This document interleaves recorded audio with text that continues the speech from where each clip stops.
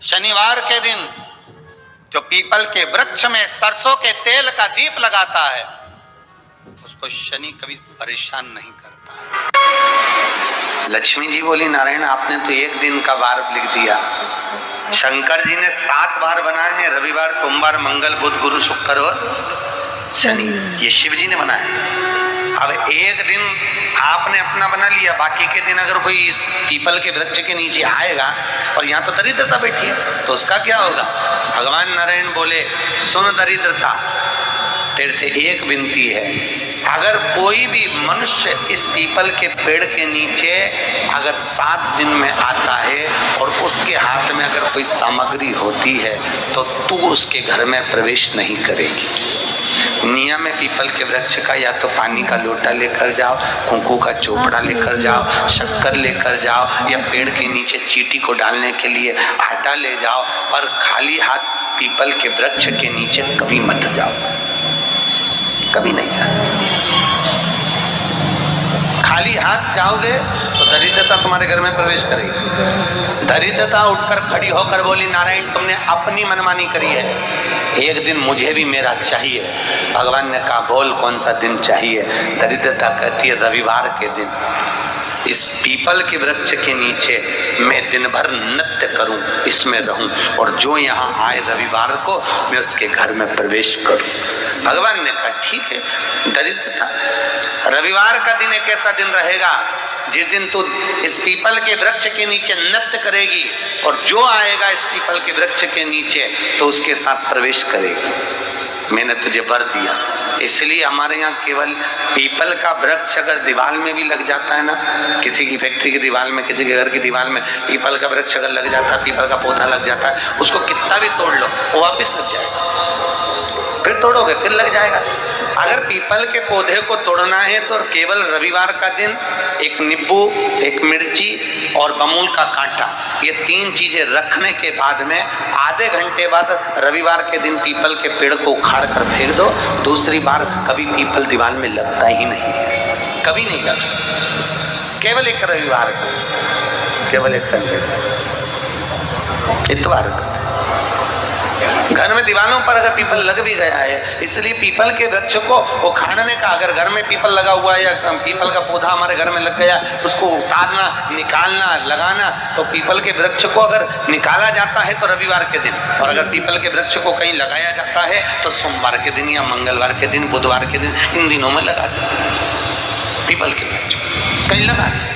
शनिवार का दिन एक ऐसा दिन होता है जिस दिन पीपल के वृक्ष को कहीं जाकर लगाया नहीं जाता, क्योंकि शनिवार के दिन पीपल के वृक्ष के नीचे लक्ष्मी रहती है। हम अपने हाथों से अगर पीपल का वृक्ष किसी दूसरी जगह पर शनिवार को रोपित करते हैं तो हमारे घर की लक्ष्मी अपने घर से छिन्न होकर चली जाती है। इसलिए शनिवार के दिन पीपल लगाया नहीं जाता, किसी के घर जाकर उसको वापस पलटा नहीं जाता। लग गया उसको डर। प्रभु मेरी धर्म पत्नी को कहाँ रखूं आप बताओ? वो तो जहाँ यज्ञ होता है, अनुष्ठान होता है, दान होता है, पुण्य होता है, सत्कर्म होता है, वहां जाने को तैयार नहीं। अब करूं क्या? भगवान ने बोला, एक काम करो। दुर्वासा जी बोले, जिसके यहाँ रात्रि में बर्तन झूठे पड़े रहते हो उसके घर में इस दरिद्रता को लेकर तुम प्रवेश कर जाना। जिसके यहाँ रात्रि में बर्तन झूठे पड़े हो वहां लेकर प्रवेश कर जाओ। दूसरी जगह दुर्वासा जी बोले, जो स्त्री घर में दोपहर के समय पर सो रही हो उसके घर में इसको लेकर प्रवेश कर जाइए। जो स्त्री दोपहर के समय में घर पर सो रही हो इस दरिद्रता को लेकर प्रवेश कर जाइए। तीसरा, जिसके यहाँ पर दरवाजे पर कांटे वाले पौधे लगे हों उस घर में इस दरिद्रता को लेकर प्रवेश कर जाइए। दरिद्रता कितनी सुंदर बात कही है। दाता और विधाता कौन कौन? दाता और विधाता। लक्ष्मी और दरिद्रता के सगे भाई कौन कौन? दाता और विधाता। दाता को फिटकरी प्रिय है, विधाता को नमक प्रिय। ये दोनों हमेशा लक्ष्मी को और दरिद्रता को दोनों को समझाते थे, दोनों में प्रेम बढ़ाते थे। आज भी हिंदू धर्म की रीति है, यहाँ तो ठीक है, जिसके यहाँ पर भी अगर थोड़ी सी भी परेशानी होती है, थोड़ा सा क्लेश होता है, अशांति होती है, लक्ष्मी नहीं टिक रही हो, काम नहीं बन रहे हो, बहुत प्रयास करा जा रहा हो और हमारा कार्य नहीं होता, तो क्या करते हैं, फिटकरी और नमक को पानी में डाल देते हैं और घर में पोछा लगा देते हैं। आप लोगों ने आजकल फेसबुक पे भी पढ़ा होगा, व्हाट्सएप पे भी पढ़ा होगा। तो क्यों लिखा उसमें? उसका कारण ही केवल था कि दाता और विधाता की प्रियता उसमें। माता ख्याति के जो 4 बच्चे हुए, इसमें जो 2 लड़के हैं, दाता और विधाता, उसकी प्रियता उसकी पूर्णता उसमें। अब दुर्वासा जी बोले अपनी धर्म पत्नी को वहां लेकर, जहां कांटेदार पौधे लगे हों वहां पर लेकर प्रवेश कर जाइए। शाम के समय पर कटोरी में सरसों का तेल ले लीजिए, शंकर के शिवलिंग पर किसी मंदिर में जाकर सरसों का तेल शिव पर चढ़ा। तेल चढ़ते समय शंकर के शिवलिंग पर त्रिपुंड बना दें। ये एक उंगली, चीटी उंगली के पास वाली उंगली शंकर के शिवलिंग पर टच कर कर रखें और अपनी मनोकामना पूर्ण कहें। बाबा विश्वनाथ पूरा करता है। भगवान शंकर के द्वार पर स्वयं शनि महाराज आज मिलने के लिए, और जितने ग्रह नष्ट देने वाले हैं, कारक ग्रह हों, बेकार वृत्ति वाले हों, वो सब आज शनि सबके दोष मिटा देता है शंकर भगवान के मंदिर में। तो एक दिया अवश्य लगाओ, शनि महाराज जीवन का सुख प्रदान करेंगे। पीपल के वृक्ष के नीचे 52,000 ब्राह्मणों का वास होता है। पीपल के वृक्ष के नीचे, पीपल के पेड़ के नीचे 33 करोड़ देवी देवता का निवास होता है।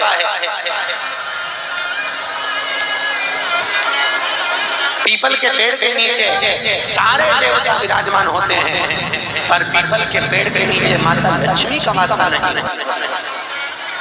केवल एक माता लक्ष्मी ऐसी है जिसका निवास बेलपत्री के पेड़ के नीचे होता है।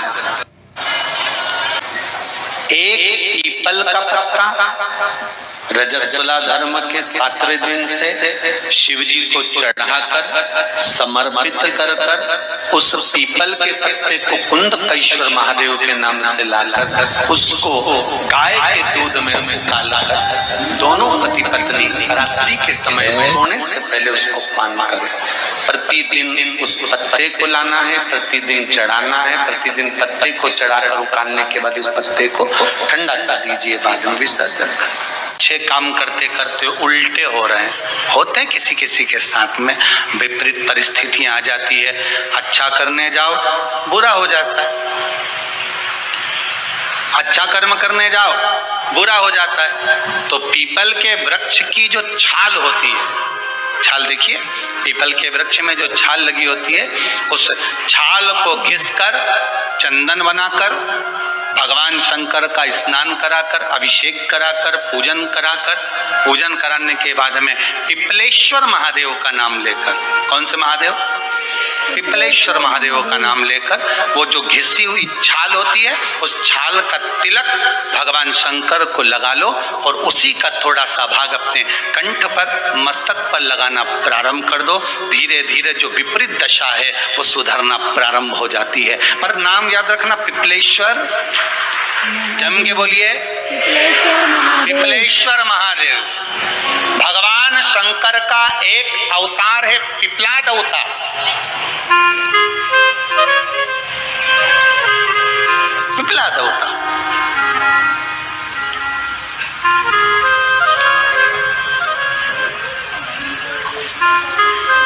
जब दधीचि ऋषि की अस्थियां चली गई, उनकी धर्मपत्नी सुवाच ने देखा मेरे पति को मार दिया गया, मेरे पति की अस्थियां ले गए राक्षसों का संहार करने के लिए, उनकी अस्थियां लेकर चले गए, मेरा पति चले गया। सुवाच गर्भ से थी, मरना चाहती थी, प्राण छोड़ना चाहती थी। शिव जी ने देखा ये तो अग्नि के ऊपर चढ़कर अपनी देह त्याग रही है। शंकर भगवान ने आकर कहा रुक जा सुवाच, रुको, तुम्हारे गर्भ में बच्चा है, तुम्हारे गर्भ में बच्चा है, वो बच्चा मर जाएगा।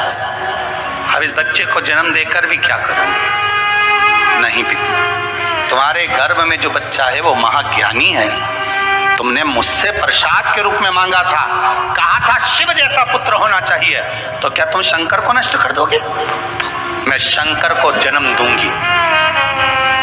सुभाष ने 2 पत्थर उठाए, अपने गर्भ पर मारना प्रारंभ करा। गर्भ पर मारा, बच्चे ने जन्म लिया। बच्चा 7 महीने का था। उस बच्चे को उठाकर पीपल के कोटर में रख दिया। पीपल की कोटर।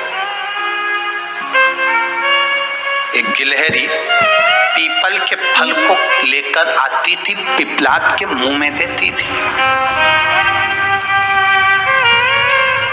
शिव का एक अवतार, इसलिए शंकर का नाम ही पिपलेश्वर महादेव। शिव का एक अवतार पिपलाद के रूप में हुआ है।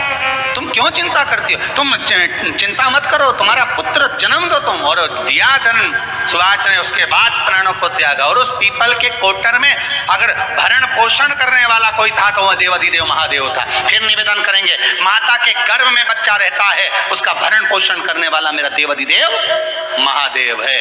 अगर जन्म उसने दिया है तो मृत्यु भी वो देगा। अगर तुमको कुछ ज्ञान दिया है तो अच्छी जगह पर भी वही पहुंचाएगा। आप जो अभिलाषा लेकर आते हैं, बच्चे कहते हैं हमारी नौकरी नहीं है, सर्विस नहीं है, हम इस कॉलेज में पढ़ना चाहते हैं, हम इस जगह जाना चाहते हैं, हम इस पद पर जाना चाहते हैं, बस इतना याद रखना, तुम्हारा भाग्य बुरा नहीं होता। कभी भी याद रखना, संसार में जिसको भगवान ने जन्म दिया उसकी किस्मत कभी बेकार नहीं हो सकती। अगर भगवान तुम्हारी किस्मत बेकार होती तो जानवर बनाकर पैदा करता, इंसान बनाकर नहीं। किस्मत अच्छी थी इसलिए इंसान बनकर पैदा हुए, जानवर बनाकर पैदा नहीं करा। अगर तुम्हारी किस्मत अच्छी थी इसलिए मनुष्य बनकर पैदा हुए हो, इंसान बनकर पैदा हुए हो, मानव बनकर पैदा हुए हो। भगवान को दोष मत देना कि भगवान ने किस्मत बेकार दी है। भगवान ने किस्मत अच्छी बनाई है इसलिए तुझे मृत्यु लोक में जन्म दिया। भगवान ने भाग्य अच्छा बनाया इसलिए तुझे शिव महापुराण की कथा सुनने का मौका दिया। नहीं तो भाग्य में नहीं होती तो कहां से मिल जाती? किस्मत अच्छी है तो भगवान फिर नौकरी भी लगाएगा, धंधा भी करवाएगा, सर्विस भी कराएगा, विवाह भी करेगा, शादी भी करेगा, मकान भी बनाएगा, जायदाद भी देगा, संतान भी देगा। उसने दिया है पेट तो भरेगा वही। हम काय को अपने माथे पर ले? मैंने इतनी पढ़ाई कर ली, मैं इंजीनियर हो गया, मैं ये बन गया, मैंने तो ये कर लिया, उसके बाद भी मैं घर में बैठा हूँ, मेरा छोरा घर में बैठा, इतना पढ़ने के बाद बैठा। जन्म उसने दिया है, भाग्य उसका है, किस्मत उसकी है, तो कहो उसको कि शंकर का भजन कर, मंथन करे, मक्खन निकलेगा और घी भी जरूर बनेगा। हारना मती, जब तेरे 3.5 करोड़ बार गिनती मत करना, गिनती वो करेगा। तू तो भज, तो कुबेरेश्वर का स्मरण कर, तू महाकाल का स्मरण कर, तू काशी विश्वनाथ का स्मरण कर, तू महाकाल राजा का स्मरण करके तो देख। शिव का भजन कर, 1 लोटा पानी ले जाकर रोज चढ़ा शंकर जी के मंदिर में जा। शिव से भजन करने में क्या देरी? नहीं जा सकता शिव मंदिर में जाने में? बच्चों को अगर शर्म आती हो तो बेलपत्री के पेड़ के नीचे पानी चढ़ाया, वो भी नहीं कर सकता तो पीपल के पेड़ के नीचे चढ़ाया, वो भी नहीं कर सकता तो आंवले के पेड़ के नीचे चढ़ाया। पर कहीं जुड़ तो सरी, एक बार साध तो सरी, पकड़ने का प्रयास तो करो परमात्मा को। तुम भगवान को एक बार पकड़ लो फिर परमात्मा नहीं छोड़, ऐसे थोड़ी नहीं छोड़ दूंगा। तुम भगवान को 1 लोटा पानी चढ़ा दोगे, भगवान को दूध चढ़ा दोगे तो भगवान ऐसे ही छोड़ देगा क्या? पकड़ लेगा, छोड़ेगा ही नहीं। नरेन ने बोला, लक्ष्मी आज शनिवार का दिन है जिस दिन अपन इस दरिद्रता से मिलने के लिए पीपल के पेड़ के नीचे आए हैं। हिंदू धर्म में ये दिन पीपल के वृक्ष के लिए पूजनीय होगा। जो भी शनिवार के दिन पीपल के वृक्ष की पूजन करे, दूध चढ़ाएगा या मिष्ठान का भोग लगाएगा, लक्ष्मी और नारायण उसके घर में प्रवेश कर जाएगा। लक्ष्मी और नारायण उसके घर में प्रवेश करेगा। इसलिए नियम बनाया। कौन से दिन का?